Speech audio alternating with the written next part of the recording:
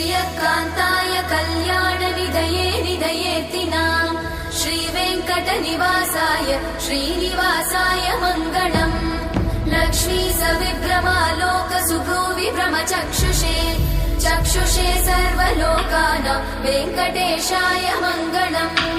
श्रीवेङ्कटाद्रिशृङ्गाग्रमङ्गलाभरणाङ्गये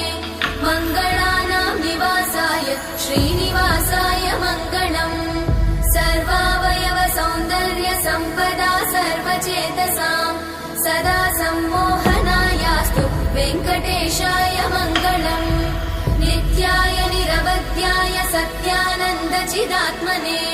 सर्वान्तरात्मने श्रीमद् वेङ्कटेशाय मङ्गलम् स्वतः सर्वविदे सर्वशक्तये सर्वशेषिने सुलभाय सुशीलाय वेङ्कटेशाय मङ्गलम्।